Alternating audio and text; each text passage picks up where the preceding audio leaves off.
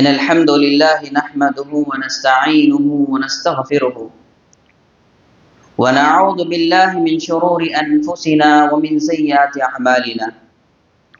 من يهده الله فلا مضل له ومن يضلله فلا هادي له، وأشهد أن لا إله إلا الله وحده لا شريك له، وأشهد أن محمدا عبده ورسوله.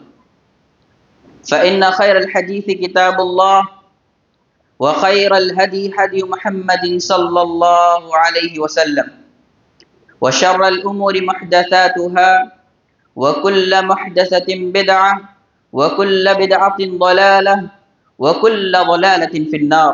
فأعوذ بالله من الشيطان الرجيم. بسم الله الرحمن الرحيم. قال الله تبارك وتعالى في كتاب الكريم: إن ربكم الله الذي خلق السماوات والأرض في 6 أيام. وقال الله تبارك وتعالى: الذي جعل لكم الأرض فراشا والسماء بناء. وقال الله تبارك وتعالى: إنني أنا الله لا إله إلا أنا فاعبدني.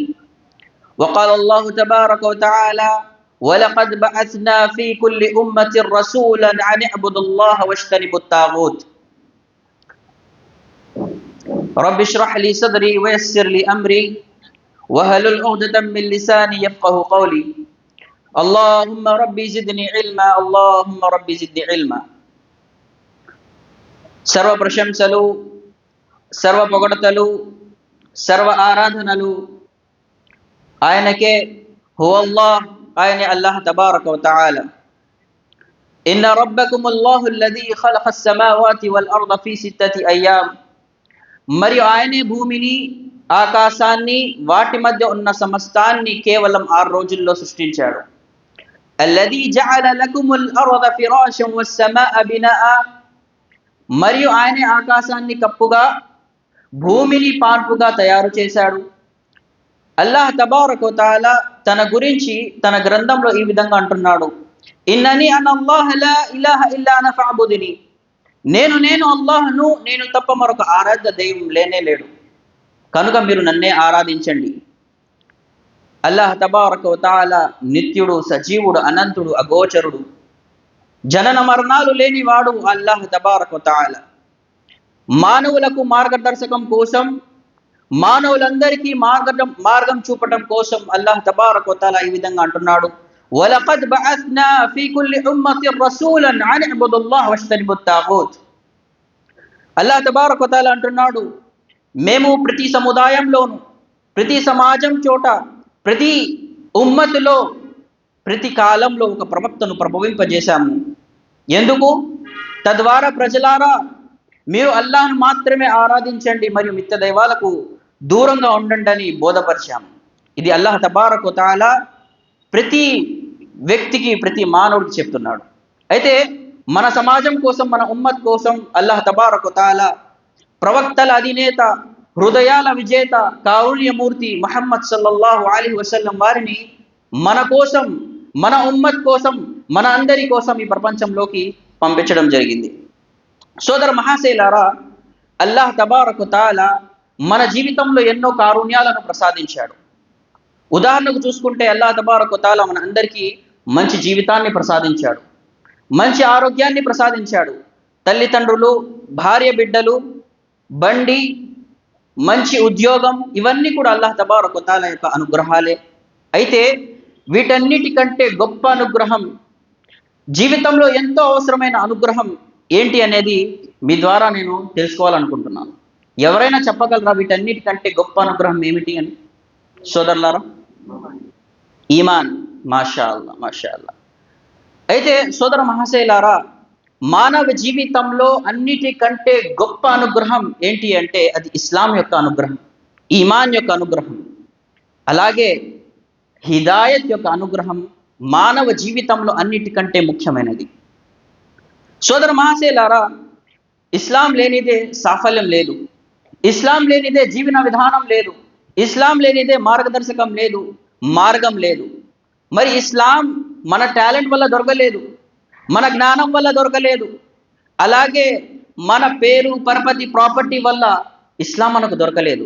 ఇది అల్లాహ్ తబారక వ తఆలా మన జీవితాల్లో ప్రసాదించిన ఒక గొప్ప కారుణ్యం. సోదర మహాశయులారా, కాబట్టి ఈ గొప్ప కారుణ్యం అల్హమ్దులిల్లా, అల్లాహ్ యొక్క కారుణ్యం ఏదైతే ఇస్లాం మనకు దొరికిందో దీని పట్ల మనం ఎల్లప్పుడూ అల్లాహ్ తబారక వ తఆలాకు కృతజ్ఞత తెలుపుకోవాలి.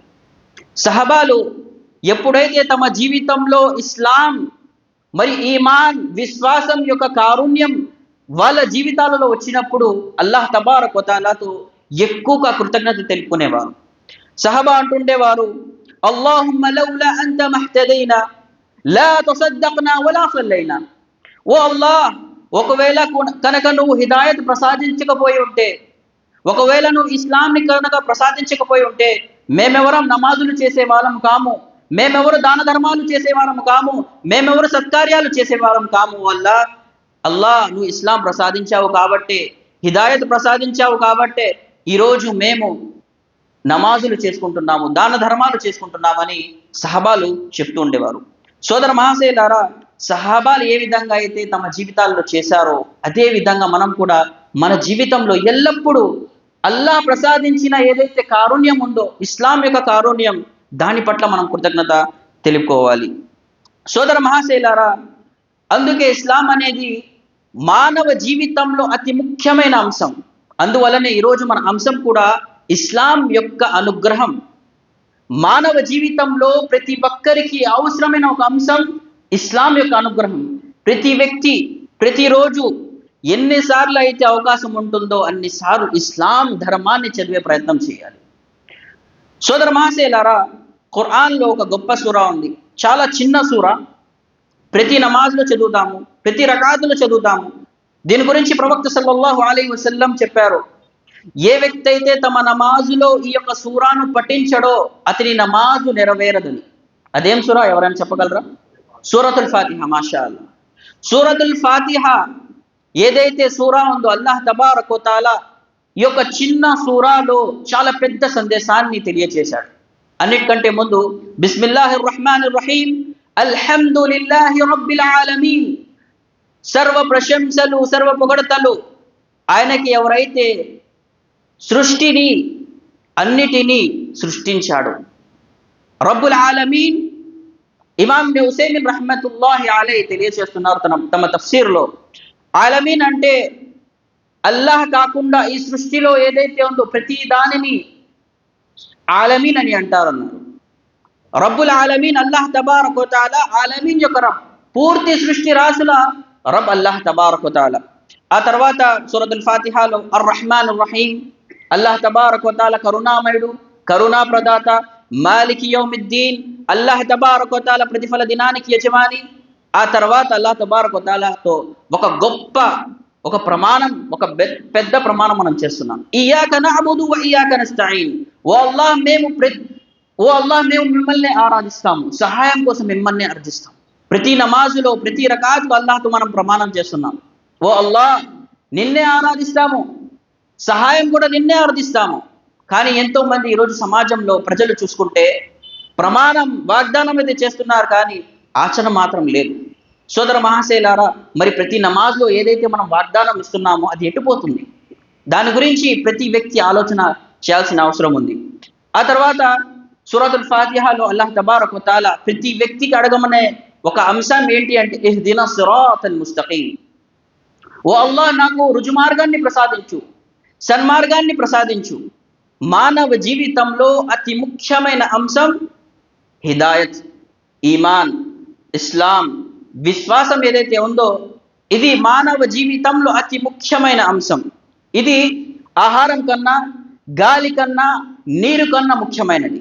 ఎందుకంటే ఒక మనిషి జీవితంలో ఇవన్నీ లేకపోతే మహా అయితే మనం చనిపోతాం, కానీ పరలోక జీవితం ఇంకా మిగిలే ఉంటుంది.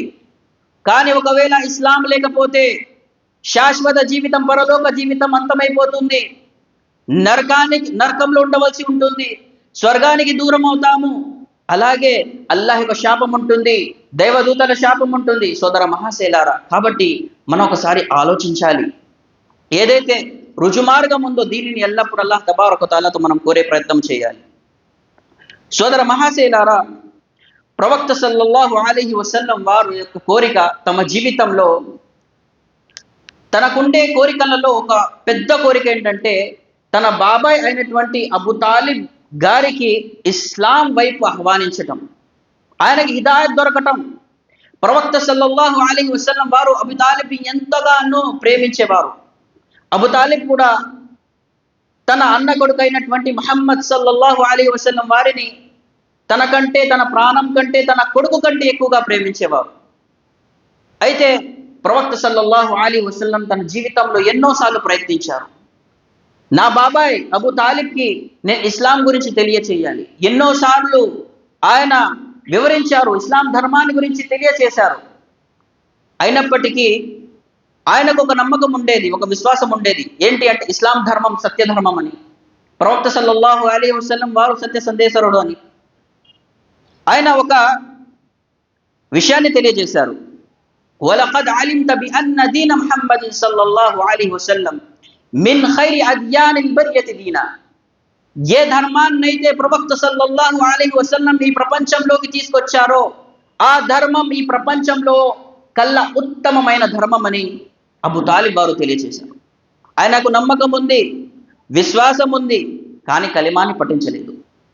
అయితే లౌలల్ మలామత ఔ హిదారి ముసబ్బ లవజతని సంహం బిదాక ముబీనా అనేమంటున్నారంటే, ప్రజల మాటల భయం, సూటిపోటి మాటల ఎప్పుడైతే భయం అతనికి కలిగిందో అతను ఈ భయం వల్ల కలిమాని చదవలేదు. ఒకవేళ ఇలాంటి భయాలు లేకపోయి ఉంటే నేను ఇస్లాం స్వీకరించే వాడిని అని అబు తాలిబ్ తెలియజేశారు. సమాజం యొక్క భయం, ప్రజలేమంటారు, మన గురించి ఏమనుకుంటారు, ఈ భయం వల్ల ఎప్పుడు కూడా మనం సత్యాన్ని తిరస్కరించకూడదు. కాబట్టి అబు తాలిబ్ యొక్క జీవితంలో మనం తెలుసుకోవాల్సిన విషయం ఏంటంటే, ఎప్పుడైతే మన వద్ద సత్యం వస్తుందో ఆ సత్యాన్ని మనం పరిపూర్ణంగా స్వీకరించాలి. ప్రజల భయం, మాటలు చెప్తారన్న భయం, సూటిపోటలు, వీటి విషయాల వల్ల మనం ఆగే అవసరం లేదు. అయితే అబు తాలిబ్ ఎవరైతే ప్రవక్త సల్లల్లాహు అలైహి వసల్లం యొక్క బాబాయ్ ఉన్నారో ఆయన మరణ సమయంలో ఆయన దగ్గరికి వెళ్ళారు, తల దగ్గర కూర్చున్నారు. యా అమ్ కుల్ లా ఇలాహ ఇల్లల్లాహ్ కలిమతన్ హాజ్జు లక బిహా ఇందల్లాహ్. ఓ ప్రియమైన బాబాయ్, కుల్ లా ఇలాహ ఇల్లల్లాహ్, ఒక్కసారి లా ఇలాహ ఇల్లల్లాహ్ చదవండి. మనం ఎన్నిసార్లు చదువుతాం? సుబ్హానల్లాహ్, అల్లాహ్ తబారక వ తఆలా ఎంత పెద్ద నియమత్ ఇచ్చారు. ప్రతిరోజు ప్రతి నమాజ్లో చదువుతూ ఉంటాము, జిక్ర్లో చదువుతూ ఉంటాము. కానీ యా అమ్ కుల్ లా ఇలాహ ఇల్లల్లాహ్ ఒక్కసారి చదవండి. అహాజ్జు లక బిహా ఇందల్లాహ్, ఒక్కసారి కనుక మీరు చదివితేనే అల్లాహ్ తబారక వ తఆలాతో సిఫారసు చేస్తాను అని అడిగినప్పుడు అక్కడే మక్కా ముష్రికులు ఉన్నారు. అబూ జహల్ ఉన్నాడు.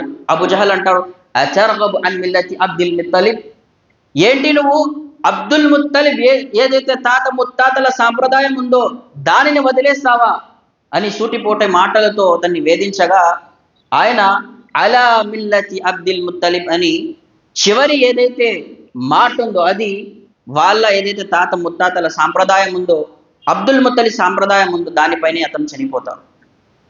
ప్రవక్త సల్లల్లాహు అలైహి వసల్లం వారు తన పూర్తి జీవితంలో ప్రయత్నించింది, ప్రయాసపడింది తన ప్రియమైన బాబాయ్ అబు తాలిబ్ ఇస్లాం వైపుకి తీసుకురావటం, హిదాయత్ వైపుకి తీసుకురావటం. కానీ ఇది జరగలేదు. జరగక ప్రవక్త సల్లల్లాహు అలైహి వసల్లం వారు ఎంతో బాధతో అల్లాహ్ తబారక వ తఆలా దగ్గరికి వెళ్ళి దువా చేద్దాం అనుకున్నారు. అల్లాహ్ తబారక వ తఆలాతో దువా చేద్దాం అనుకున్నారు. దువా చేయడానికి బయలుదేరారు. అల్లాహ్ తబారక వ తఆలా ఆయత్లను అవతరింపజేశాడు. ఇన్నక లా తహదీ మన్ అహ్బబ్త వలకిన్నల్లాహ్ యహదీ మన్ యషా. ఓ ప్రవక్త సల్లల్లాహు అలైహి వసల్లం వారు, మీరు ఎవరినైతే కోరుతున్నారో వారికి హిదాయత్ ప్రసాదించలేరు. హిదాయత్ వారికే దొరుకుతుంది ఎవరికైతే అల్లాహ్ తబారక వ తఆలా ప్రసాదిస్తాడో. ముఫస్సిరీన్ తెలియజేస్తున్నారు, ఈ ఆయత్ యొక్క రెండు అర్థాలు ఉన్నాయి. మొదటి అర్థం ఏంటంటే, ఏ వ్యక్తికైతే మీరు హిదాయత్ వైపు తీసుకురావాలనుకుంటున్నారో, కృషి చేస్తున్నారో, కష్టపడుతున్నారో, ఎంత కృషి చేసినా ఎంత కష్టపడినా అల్లాహ్ యొక్క నిర్ణయం లేకపోతే మీరు హిదాయత్ని ప్రసాదించలేరు. మొదటి అర్థం. ముఫస్సిర్ రెండో అర్థం తెలియజేస్తున్నారు, ఓ ప్రవక్త సల్లల్లాహు అలైహి వసల్లం, మీరు మీ బాబాయ్ అబు తాలిబ్ని అమితంగా ప్రేమిస్తున్నారు. ఎంత ప్రేమించినా హిదాయత్ మాత్రం అల్లాహ్ యొక్క నిర్ణయంతోనే దొరుకుతుంది. అంటే ప్రవక్త సల్లల్లాహు అలైహి వసల్లం వారి యొక్క చేతిలో కూడా హిదాయత్ అనేది లేదు. హిదాయత్ కేవలం అల్లాహ్ తబారక వ తఆలా దగ్గర మాత్రమే ఉంటుందని ఖురాన్ మనకు తెలియజేస్తుంది. సోదర మహాశయులారా, మరి అల్హమ్దులిల్లా అల్లాహ్ తబారక వ తఆలా మన అందరి జీవితంలో హిదాయత్ని ప్రసాదించాడు. ప్రవక్తల బంధువులకు దొరకలేదు, నూహ్ అలైహిస్సలాతు వస్సలాం భార్య బిడ్డలకు దొరకలేదు, ఇబ్రాహీం అలైహిస్సలాతు వస్సలాం తండ్రికి దొరకలేదు, ప్రవక్త ముహమ్మద్ సల్లల్లాహు అలైహి వసల్లం యొక్క బాబాయికి దొరకలేదు, ఎంతో మంది బంధువులకు మిత్రులకు దొరకలేదు. కానీ అల్లాహ్ యొక్క కారణం అల్హమ్దులిల్లా ఇక్కడున్న వారికి ప్రతి ఒక్కరికి ఇస్లాం యొక్క అనుగ్రహం లభించింది. దీని పట్ల మనం పూర్తి జీవితం ఎంత కృతజ్ఞత తెలిపినా చాలా తక్కువ సోదరులారా. అల్హమ్దులిల్లా. సోదర మహాశయులారా, అల్లాహ్ తబారక వ తఆలా ఖురాన్లో ఒక చిన్న సూరాలో చాలా పెద్ద సందేశాన్ని తెలియజేశాడు.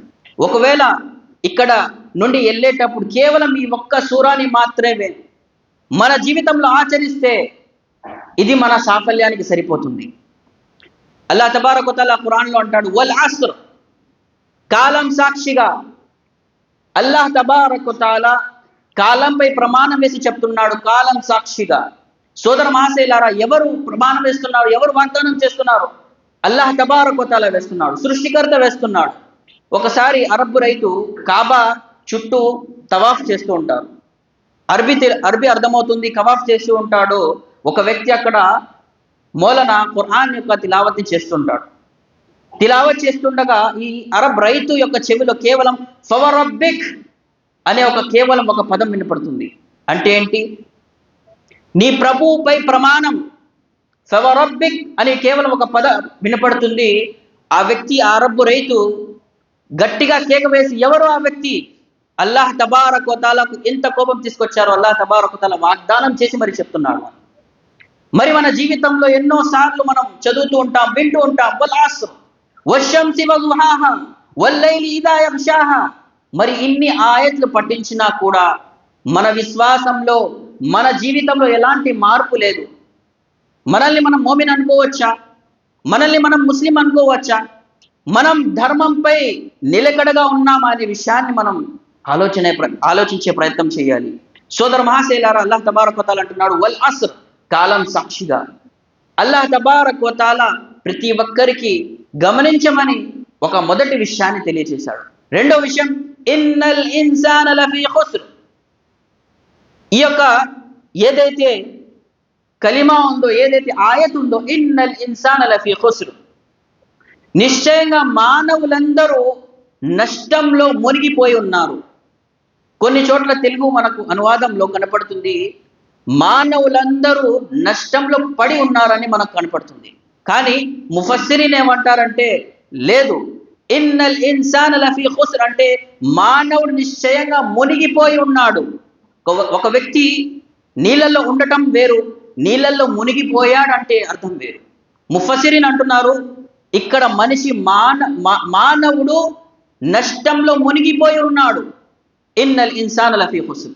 అలాగే అరబీకి సంబంధించిన ధార్మిక పండితులు అలాగే ముఫస్సిరీన్ ఏమంటున్నారంటే, ఒక పదాన్ని, ఒక వాక్యాన్ని, దాని యొక్క విలువను పెంచాలంటే, దాని యొక్క విలువని పెంచాలంటే ఎన్నైతే సూత్రాలు ఉపయోగించవచ్చో, అన్ని సూత్రాలు కూడా కేవలం ఈ ఒక్క ఆయత్లో అల్లాహ్ తబారక వ తఆలా తీసుకొచ్చి మానవులకు సందేశాన్ని తెలియజేశాడు. ఇన్నల్ ఇన్సాన లఫీ ఖుస్ర్, మానవులందరూ నష్టంలో మునిగిపోయి ఉన్నారు.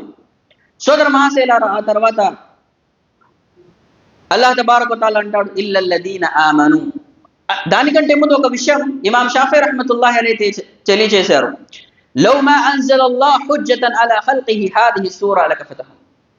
అనేమన్నారంటే, ఈ సూరా గురించి మానవుల మార్గదర్శకం కోసం అల్లాహ్ తబారక వ తఆలా కేవలం ఈ ఒక్క సూరాని మాత్రమే ఈ ప్రపంచంలోకి పంపించి ఉంటే మార్గదర్శకం కోసం ఇది సరిపోతుంది అని ఇమాం షాఫీ రహ్మతుల్లాహి అలైహి అన్నారు. అంటే అల్లాహ్ తబారక వ తఆలా యొక్క రహం నిఅమత్ చూడండి. ఒక్క సూరానే కాకుండా 114 సూరాలు అల్లాహ్ తబారక వ తఆలా మన మార్గదర్శనం కోసం పంపించడం జరిగింది. అయితే ఈ ఒక్క సూరాలో ఎంత ఒక సందేశం ఉంది అనే విషయాన్ని మనం తెలుసుకునే ప్రయత్నం చేయాలి. ఇల్లల్లదీన ఆమను అంటే ఎవరైతే విశ్వసిస్తారో, అసలు విశ్వాసం అంటే ఏంటి అనే విషయాన్ని మనం తెలుసుకోవాలి. ముస్లిం కుటుంబంలో పుట్టాము, అబ్దుల్ రెహమాన్ అబ్దుల్లా మన పేర్లు, నమాజులు చేస్తున్నాము, కానీ విశ్వాసం అంటే ఏమిటో తెలియదు, ఈమాన్ అంటే ఏంటో తెలియదు. మన జీవితాలు అయిపోతున్నాయి, 40-50 సంవత్సరాలు అయిపోతున్నాయి, చావు వరకు వెళ్తున్నాము, కానీ మనకు ఈమాన్ అంటే ఏంటో అనే విషయాన్ని మనం తెలుసుకోలేకపోతున్నాం. ఈమాన్ అంటే ఏంటి? ధార్మిక పండితులు అంటారు, ఈమాన్ అంటే నోటితో పలకటం, నోటితో పలకటం, హృదయంతో అంగీకరించటం, అలాగే శరీర అవయవాలతో మనం ఆచరించటాన్ని ఈమాన్ అంటారు. సో ఏదైతే మనం ధర్మంలో పలకాలో అవన్నీ నోటితో పలకాలి. ఉదాహరణకి తౌహీద్ యొక్క కలిమాని మనం నోటితో పలకాలి. మరియు నమాజ్ ఏదైతే ఉందో అది తౌహీద్ యొక్క ఆచరణ, దానిని ఆచరించాలి. మనసుతో మనం ఇబాదత్ చేసేది ఏంటిది? మనం అల్లాహ్కు భయపడాలి, అల్లాహ్కు ప్రేమించాలి, అల్లాహ్ ఆశ మనం పెట్టుకోవాలి, అల్లాహ్ తబారక తఆలా మనకు స్వర్గాన్ని ప్రసాదిస్తాడని. సోదర మహాశయులారా, ఒక 2 విషయాలను నేను చెప్పి నా యొక్క ప్రసంగాన్ని నేను ముగిస్తాను. అబ్దుల్లా బిన్ ఉమర్ రదియల్లాహు అన్హు అంటారు, కున్న మఅ నబీ సల్లల్లాహు అలైహి వసల్లం వనహ్ను ఫిత్యానున్ హదావిర, మేము ప్రవక్త సల్లల్లాహు అలైహి వసల్లం యొక్క దర్బారులో ఉండేవారము.